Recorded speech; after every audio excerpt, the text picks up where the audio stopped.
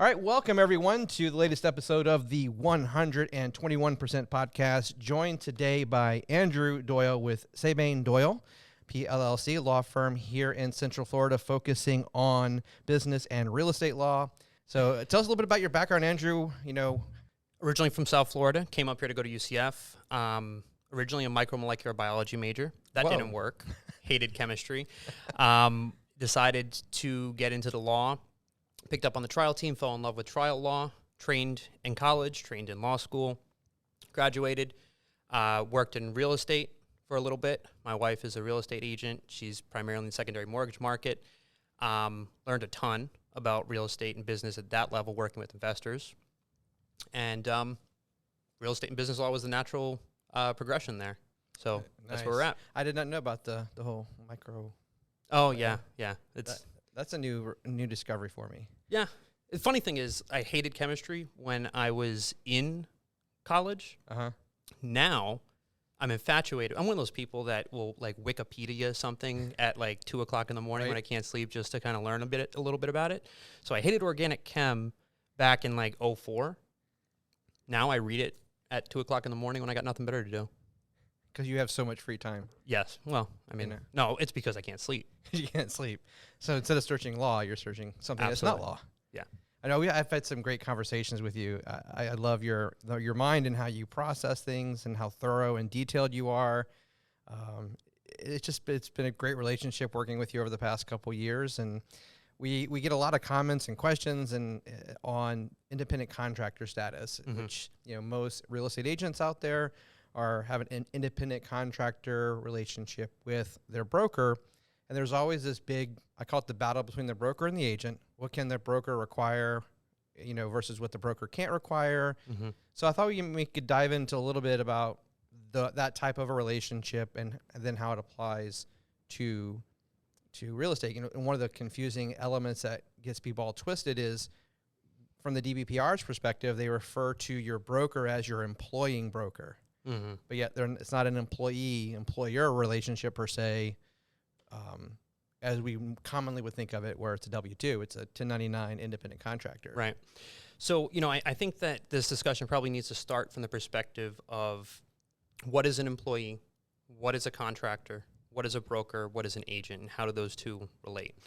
So in business, particularly in real estate, you have this principal-agent relationship. The principal is the broker, the owner, the person at the top, so to speak, and then they employ what are known as independent contractors. Now, getting into whether someone is a W-2'd employee is a tax designation, i.e. that their employer withholds payroll taxes and other from the wages that they get paid. Compare that to an independent contractor relationship, where generally that person will declare their income on a 1099, and then they have an opportunity to deduct business expenses that are associated with earning that income. So it's important to look at this W-2 1099 independent broker situation from an IRS perspective. Caveat here, I hate tax law. I hate it. I can't describe to you how much I hate it. I don't do tax law, so anyone listening out there, I'm not a tax attorney. Confirm what I have to say here with your CPA and or a tax specialist. But this is pretty rudimentary stuff, so I'm comfortable at least talking about it at this level. Right. That said, when you look at it from a tax perspective, it makes a lot more sense. A 1099 contractor has write-offs because they're essentially their own business. They are a business that has been employed by another business. This is important, and it helps things kind of fall into place, because in many situations, brokers will employ agents who spin up their own LLC or their own PA for tax purposes. That serves two reasons. One, that helps them legitimize their otherwise presumably legitimate tax deductions, but it also further solidifies that independent contractor relationship. Now that we have the kind of boring tax stuff out of the way, we can shift to how someone is really characterized as an independent contractor. In Florida, and by the way, feel free to interrupt. I can just ramble. Oh, no, you're good. They hear enough of me normally, so it's nice. In Florida, it's usually done based on any one of a series of different tests. And running the risk of boring the listeners with all of the different tests, they really state the same thing in a number of series of different ways. And basically, they all come down on this idea of control and custody and the ability to manage someone's schedule and the link, the nexus, so to speak, between the potential contractor and the principal. So, for example, telling someone they must show up at the office at 9 a.m. Monday through Friday, that's pretty specific. That means that the alleged contractor must be in a physical place at a particular time for a particular duration of time. Well, that's what people do with their employees. You work standard hours. So then that something like that brings into question whether or not this person is properly characterized as an independent contractor. The reason why the tests are important is because the tests are multi-factor. It's not one determining factor. It's a series that a court will consider in determining whether or not someone is properly characterized as a contractor. So perhaps there is a lot of control over the schedule, but perhaps they're only paid on a per project basis.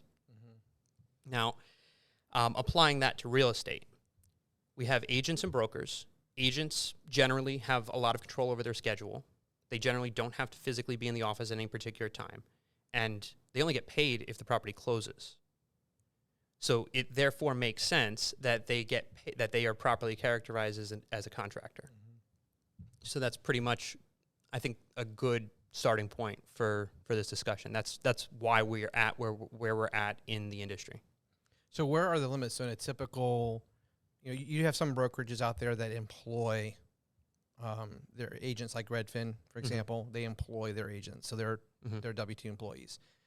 For a typical relationship between a broker and an agent, where is the limit of what a broker can do in control perspective, like minimum training standards or sales meeting attendance, that type of stuff? So I'd say that definiteness is the broker's enemy in this situation.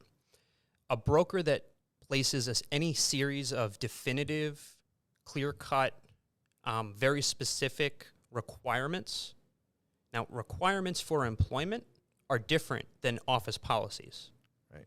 So saying, if I hire you, for example, in an offer letter, I'm hiring you as a contractor, but you must be physically in the office from 9 to 5, making calls at least 3 days a week physically from our office, or even physically from your home. These days, with everyone working remote, it's still that concept of control. So, speaking with absolute certainty and being overly specific can definitely expose the broker to a weakness in the defense to an argument that this person is in fact a contractor. And, I didn't cover this earlier, but maybe it's perhaps important. The reason why a broker would not want an agent to be characterized as a contractor, as an employee, comes down to liability. If a broker employs an agent as an independent contractor, then that broker is not by default responsible for everything that contractor does. Whereas with an employee, there's this theory in the law known as respondeat superior, which is Latin for, I don't know what it's Latin for. I can tell you that the second word is Latin for superior. Right. It's essentially, it's vicarious liability. It means that the principal is going to be responsible for all of the acts and occurrences of the employee while that employee was acting within the scope of his or her employment. So it doesn't make you responsible for murdering someone on your off time. Right. But if you killed someone in a car accident on your way to an appointment, then yes, there is the argument that the broker would be responsible for the contractor's action. So the point is, the broker doesn't want to overextend him or herself by placing an undue burden or a series of particularly restrictive requirements on the agent, because that could come back to bite that broker in the behind. Right. So what about like a monthly or a weekly sales meeting? Is that kind of crossing the line because there is that control of, hey, you have to be here at a certain time? So with you could talk to 3 different attorneys and probably get 3 different answers on this. I can tell you the way that I would argue it on both sides. I think that's probably the fairest way I could answer this without giving a specific answer, because I'm a lawyer and I don't give specific answers. Everything is, it depends. It's not black and white, it's gray. Exactly. That said, so if I'm representing the broker, this is my argument. My argument is no, that is not impermissible. Why? Because I was smart enough to retain counsel who put that requirement not in your employment documents, but in my policies and procedures, which apply equally to employees and independent contractors. We're in an at-will employment state. You don't have to work for me. There are a great many brokerages out here, many of whom are as good as ours. I'm not forcing you. This isn't slavery or indentured servitude. You're free to leave. You didn't have to be working for a broker that required that, but that is the policy and procedures. Now, that would be a very different story if that was part of the requirement for hire. In other words, the understanding of the parties was such that this agent would not be working on the broker's behalf unless the agent agreed to attend these weekly sales meetings. That implies control. What about in a situation where you're bringing on someone to the company and maybe there's a voluntary training program or mentoring program that this independent contractor then opts into, and that voluntary program to participate in it has some minimum requirements, i.e. attending a mentor session every week or having, coming to certain script practice, that type of thing. How does that voluntary opt-in impact, or does it? So I think you hit the nail on the head there. It's the word voluntary. It's not a broker requirement. Because it's voluntary, that's likely subject to a separate written agreement, probably stating, whatever terms and conditions apply to that voluntary opt-in program.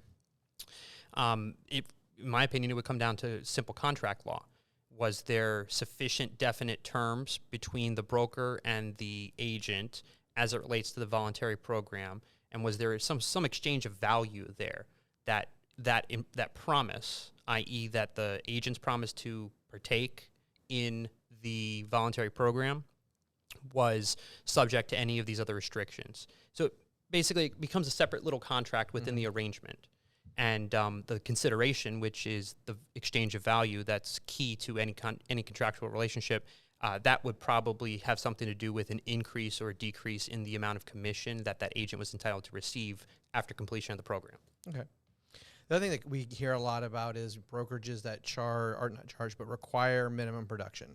So at the end of a year, you have to have, say, 6 transactions or 8 transactions, a number. And I've heard arguments from both sides that say, well, because you're requiring minimum production, that requires minimum work effort, therefore it violates ICA. But then it kind of conflicts with the requirement of a broker. I'm going to speak specifically to Florida, where the Florida Real Estate Commission says I'm responsible for this agent in making sure that they're doing what they need to be doing and making sure they're complying with the law. So in order to be proficient in your craft, you need to actually do your craft. That's with anything, right? So what's the balance there? I'm going to answer that with an opinion. Okay. Okay. And spoiler alert, I represent brokers more often than I do agents against their brokers. I think that the issue there is really this. I as a broker, do I need to keep you on if you don't produce? What do I get out of the relationship? Because an agent that doesn't produce, an agent that doesn't close, is liability, and really not much more. Now, it's a different situation if we're talking about an agent who is aggressively pursuing, and for whatever reason, bad market conditions, just bad luck, poor quality leads, just can't generate. That's different. But that's also not the type of agent that a broker wants to get rid of. Right. So really, we're talking about a situation here where you have a broker with an agent that just isn't producing because the agent probably isn't trying hard enough or isn't thinking outside the box, isn't getting creative here. And that's really a liability to the broker. So the answer to that question would be, I don't have a problem with minimum production values in an independent contractor relationship, because I think it cuts to the key of the relationship, the core of the relationship, which is I, as a broker, supervise and train you, and I oversee your production. You close, and the checks come to the brokerage, and then you get your agreed upon commission. If no checks come in, then it's just costing me money, risk, time, stuff like that. Yeah, I mean, a lot of agents think that there's no expense to having a broker, to the broker, I should say. No. And there is. I mean, there's the added cost. A lot of stuff is paid per agent, not per closing, for the technology platforms and those solutions. Which, by the way, is kind of the key, the reason, the explanation, justification behind charging. Some brokerages will charge these E&O processing fees per transaction to the agent, things like that. That's why, because at some level that brokerage can, justify that with a metric of, this is my annual cost to employ this agent employ is a bad word, dirty word, to retain this agent and permit this agent to work in the brokerage as a contractor. This is the cost to me. But you're spot on. There's a significant cost, and the cost is greater when you're dealing with an agent who doesn't produce. Right. What about like minimum standards, minimum quality standards, whether it be paperwork being turned in on time or dress code, that type of stuff? How does, again, like as an employee, you can mandate when you come to work, you're going to follow this dress code. Mm-hmm. But how does that work if, you have independent contractors? I don't know. Well, I mean, I know, but I'm thinking. So for whatever reason, this thought just came to mind. I don't work for the court. I don't have any employment relationship with the court. I'm an attorney, and I show up, and I go to a judge's hearing. These days, I'm usually in my office, but I'm virtually in the judge's hearing room. But there's a fair amount of control over my conduct, the way that I look, what I have to say, what I can't say, what I should say, how I appear, my demeanor. So I think there's some value to that corollary here. Now, putting that to the side for just a second and getting back to that, to your point, there are concerns that relate to dress code, standards for workplace behavior and conduct that really don't speak to the employer-employee relationship, the principal-contractor relationship. Whether you are working as a contractor or as an employee, it's illegal to discriminate. Mm-hmm. It is illegal to harass someone. These are legitimate issues that have nothing to do with how you're getting paid and who's paying your payroll taxes. So, yet again, representing brokers, I would take what I think is the compelling position, which is that doesn't matter. These are the office policies. Now, at the same time, you don't need to put in writing that you can't commit sexual harassment or gender discrimination when you go to work. Right. That's already a crime. Well, it's not a crime. Yeah, obviously I'm a civil attorney. I'm not a criminal attorney. Otherwise, I would have known not to use that word. Go ahead. Violation. Violation, yeah. Yeah, that's what I would call it. Yeah, basis of a civil suit. Right. Because that's one of the things is you're trying as a broker, and also speaking as a broker, and someone who I try to focus and be agent-centric, is that you're always trying to find the balance between protecting the brokerage on behalf of all the agents. Right. Because if you have one agent out there doing inappropriate things or going outside the lines of the law, that's a negative impact on the rest of the team. We are all one as a brokerage. So you're trying to balance that with the independent contractor status, also with the requirements of the commission in your state. So it's just this delicate dance. I feel like, at any point you want to be pro-agent. You want to make sure that they have the freedoms to do what they want to do, to build their business, but within guardrails. And that's why I use my head, like, here's your road and here's the guardrails you need to stay within. Mm-hmm. Yeah. But making sure those guardrails don't violate any law with regard to the independent contractor status. Yeah, no, absolutely.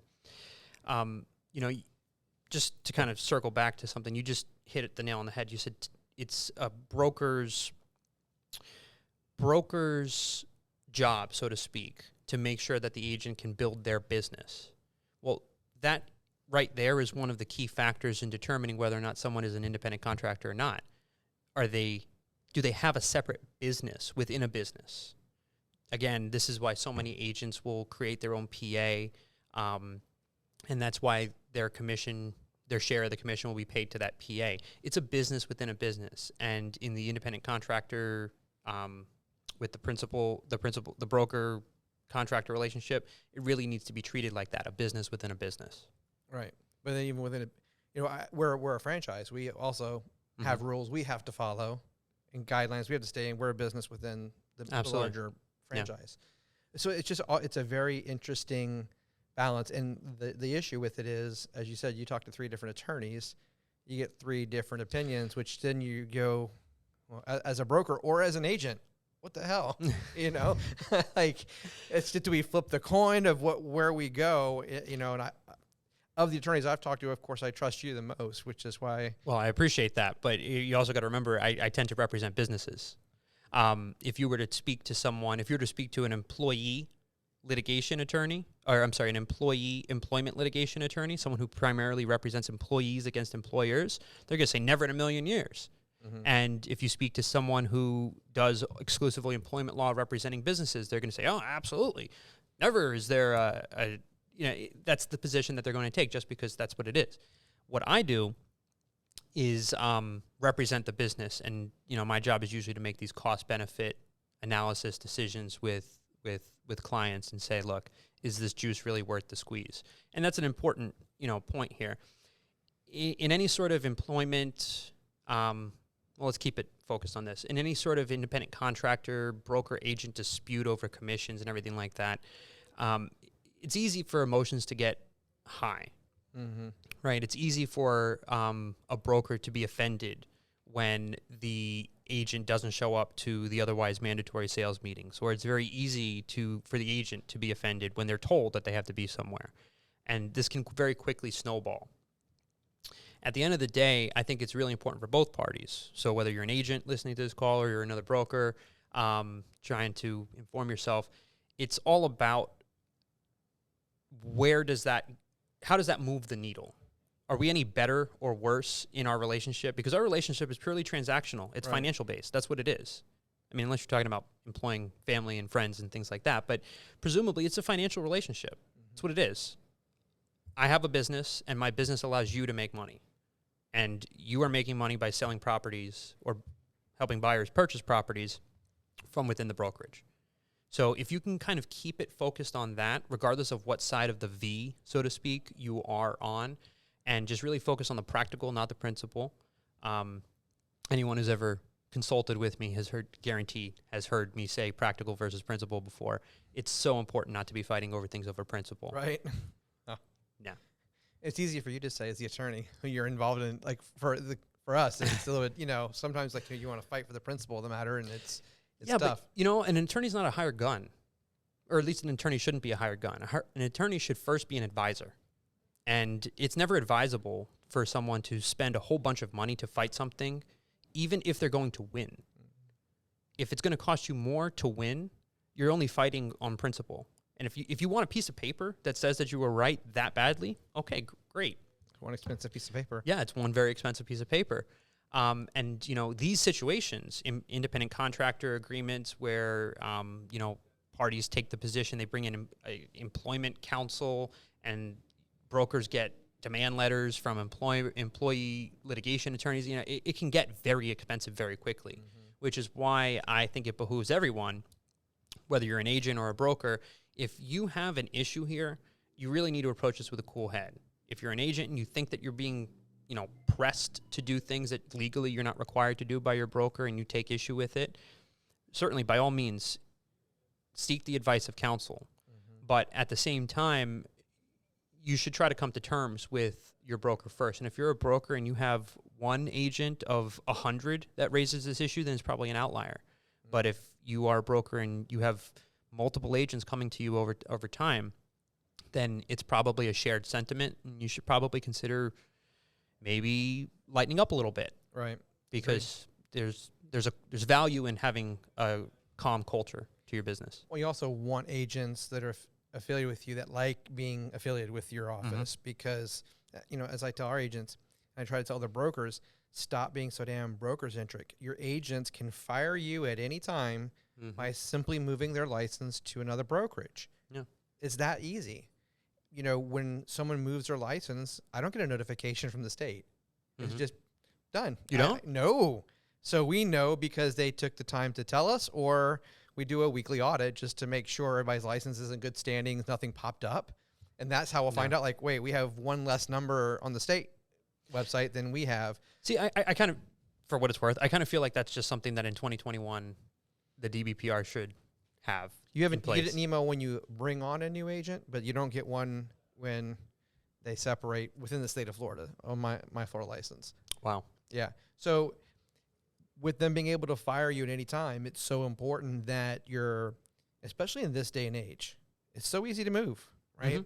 Make sure that you are building a sound business that's fair, that respects and values everyone, and it's a good equal relationship between the agent and the broker. If we're both stronger, we're stronger together.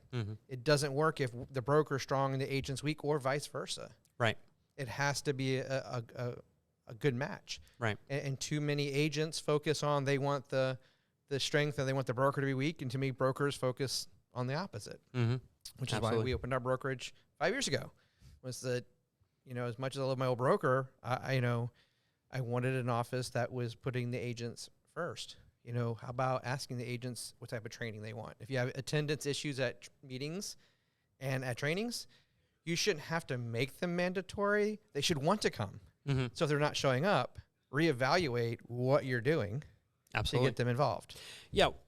What's interesting is that, correct me if I'm wrong, you probably know this a little bit better than I, but I think it's 2 years, right? 2 years of license activity as an agent, as a sales associate, before you're eligible to take the exam for a broker. It's 24 months of having your license active with a broker. Right. No production required. Right. So it's really just a waiting period of time.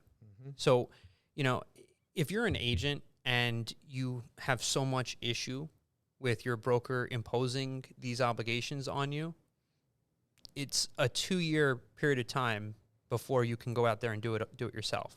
Granted, there's a significant amount of risk, and I would venture to say that an agent that takes issue with his or her broker's, the way that his or her broker runs their business and is placing these obligations on them, probably will change his or her tune when the tables are turned and that person then becomes the broker, because he or she will certainly want to see the people working under them, perhaps exposing them to liability, will definitely want to see them falling in line consistent with brand and business standards.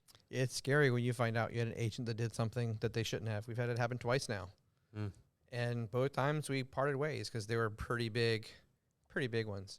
And it keeps you up at night because you care. So, and then if you're an agent and your broker's doing something they shouldn't be doing, that's a reflection on you as well, because you're affiliated with that office. Absolutely. So it's so important that everybody just, talk to each other and communicate, and it's a good world. So we talked about a lot of stuff. So minimum production. I don't think there's anything else from an agent broker relationship that I've heard of. I think that's about it. I mean, I think the last thing that I would like to talk about is the need for this relationship and the terms to be in writing. Text messaging ain't going to cut it. It needs to be as formal as possible, as clear as possible, not written on a napkin. These commission disputes, brokerages these days, there are all sorts of different commission schedules. There's a sliding commission based on production. There's, based on total sales volume, percentage, bonus, all sorts of stuff. And because it's such kind of a loose contractor relationship, you can play around with that. You can't do that with an employee that shows up 8 hours a day and gets paid X number of dollars an hour. And that's perfectly fine and acceptable, but that really needs to be in writing. Yep. So brokers, make sure that you have really clear independent contractor agreements. And I guess to bring things full circle, if you want to impose these office policies to protect yourself and to make sure that people are not diluting your brand and your agents are out there doing the right thing, representing your brokerage, you should also consider incorporating what I call P&Ps, policies and procedures. Very important separate document. Usually when I draft those, I make sure to reference those in both the independent contractor agreement, incorporate them by reference, and then the other way around, so that they're kind of inextricably intertwined and interpreted alongside one another in any litigation scenario. And if you're an agent, you would want that in writing too, because if you're getting railroaded by your broker, you want a document to go back to. You don't want a text message. It baffles me in real estate as an agent, and I still see as a broker, we'll send out a 25-page contract packet to a buyer to put an offer in a house. And in a minute and a half, you have it back with 3 signatures from 3 buyers, right? Oh, wow. You know, okay. It's bam, bam, bam, but no one reads them. And the same thing happens with agents. It blows my mind. We pull it up on the big screen here. We do everything digitally, so it's not paper. And as soon as they sign, everybody gets a copy. But how many agents put their signature to our document without reading it? And then and there are, unfortunately, brokers out there that might have stuff hidden. You know what the great irony of that is? I never receive something I don't read. And I'm always reading something I've read before. How ironic is that? Like I write these documents and I argue about these documents for a living. And every time someone gives me something, I read every word of it. Now, granted, that's my job. But at the same time, I know what's in there. My gut kind of tells me what it's all about. But I still read every single word. And very rarely do I ever catch a trick or anything like that. Sometimes, okay, fine. But the reality of it is these are usually standard documents. And I'm a lawyer that's retained by buyers and sellers, agents and brokers, so on and so forth, to enforce the terms of standard documents that I've read I don't know how many times. But I read every single word. Why then, if you are signing an independent contractor agreement, a contract to purchase a home for hundreds of thousands, millions of dollars, not read every single word, or at least not hire an attorney to tell you what every single word means? That boggles my mind. It blows my mind away. Yeah. You know, and you know, I mean, you've read our contract. We try to make it a very balanced contract. You know, we outlined if you leave the brokerage, this is how you're going to be paid for any pending deals. You know, all of that's laid out in clear terms, so that way there is no confusion. And then, so I mean, agents read it, make sure you understand it, ask questions if you don't, and then understand that the broker is going to enforce the terms of the contract, and you should want to enforce the terms on the broker as well. It's you're taking the time to have this document. You want to make sure that everybody's following it. Absolutely. You know, we just had a situation where someone's upset because we're enforcing a term, and I'm like, we all agreed to this. We agreed to it. Do you remember agreeing to this? Yes. Okay. Right? We're not going to make one-off exceptions for this person and then not that person, because once you open Pandora's box, you start going down a rabbit hole that's very dangerous. Yep, absolutely. And that's, you know, for us here at our office, we have one comp plan for all. You have one what? One compensation plan. Oh, yeah. There's no side deals. It's on our website. Go look at it, right? Yeah. And I did that because there were, you know, there's a lot of brokerages that have these side deals. Well, I'll do this just for you. Well, why did you do it just for that one person? That person was white, but this person was Hispanic, and you didn't. Right. So then you start getting down a rabbit hole that's dangerous. Absolutely, absolutely. I mean, at the same time, though, as a franchise brokerage, attorneys, by the way, that are far smarter than I, came up with those standard comp packages, I presume. You know, I guess my point is it's a lot easier of a position to take when you're one of those larger franchise brokerages than if you are a smaller brokerage that has, you know, just one guy or one woman broker with a handful of agents, and they understand the intricacies of why one agent should get more than the other.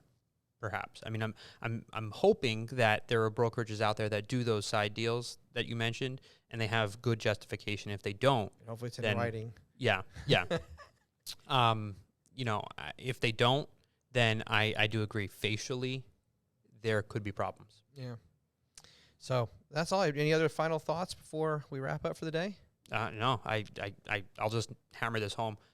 Everything needs to be in writing. Yes. Yeah. No, don't put anything emails and put it into a document, have everybody sign it so that it's, I always, one thing I learned from you is that in any situation, you don't want to go before a judge. Not that we've had to, thank God. Put that out there, no assumptions out there. But you don't want to go before a judge and have a lot open to interpretation or viewpoints. Have it spelled out clear as day so that you're hedging your bets that you're going to get an enforcement that favors you. Yeah. I mean, brokers that come to me and have me draft any document, dollars to donuts, is going to be twice as long as another attorney. It's not necessarily better. It's just how I write. I like to look into my non-existent legal crystal ball and try to foresee the future and anticipate every possible scenario. I never can, but I really do try to go that deep into the business and say, okay, well, what if this happens? What do you do in these situations? Oh, okay, then we should have a clause for that. It may not be something that's customarily standard, and it may not even be anything that's ever an issue. But yeah, that document should be as detailed as possible so that, you've heard me say this before, I love being in front of a judge and saying, Judge, I'm glad you mentioned it. It's right here, section 4, subsection 3.2, right there, plain language. There you go. We already addressed this. Yep. It's important. So brokers, make sure you're talking to your attorneys, agents, read your independent contract agreements, get an attorney to review it if you want to. But make sure you read the darn documents. I can't stress that enough. And then have open dialogue, both parties, brokers and agents. If there's an issue or you're concerned about something, agents don't just depart the brokerage. Go sit down and have a conversation. Dialogue is best. Have just a professional conversation. If you can't work it out, then some people are meant to be married and some people are meant just to be friends. So it's okay. And that's why I tell agents, for us, you can leave at any time. We're not going to hold your commissions hostage because if I can't make you happy, and I'll do everything I can, I want you to be happy. If that's with someone else, then go date someone else. We're good at that. It works. So any other final thoughts? No, just thank you so much for having me come here today and talk about the wonderful world of independent contractors. And if someone's in Florida and they're looking for the most amazing business and real estate attorney in the state of Florida, want to share your contact information? Yeah, Seibane Doyle. Check us out on Instagram at Orlando Lawyers. I'll leave you with this parting image. I'm a terrible dancer with no rhythm at all whatsoever. I've noticed. It's on Instagram. My wife, who is my law partner, is a fantastic salsa dancer with an amazing amount of rhythm. So to her, these TikTok dances come natural. To me, it's like being caught in a paper bag. Anyway, at Orlando Lawyers, you'll see me do a whole bunch of self-deprecating and embarrassing dances, but hopefully you'll also learn a bunch. We try to make our Instagram page a resource for agents everywhere. And it's really good. It's definitely really good. And we'll put all of his contact information for the office in the description below on YouTube, as well as in the show notes on your favorite podcast app. So thank you so much for watching. If you are on YouTube, do us a big favor and hit that subscribe button, and then make sure you press the bell notification, give the video a like so that you'll be notified whenever we release new videos. And don't forget, only the best, give it 121% and push that subscribe button and that bell. So please do it if you're on a podcast app, Apple, Google, Spotify, and Stitcher. Please do us a favor, leave us that 5-star review. Helps the algorithm, helps get our podcast in front of more people so we can help more agents and help more brokers grow their business. Thank you so much for listening and for watching. Go out there every day, defy mediocrity, and deliver those extraordinary experiences. Bye-bye.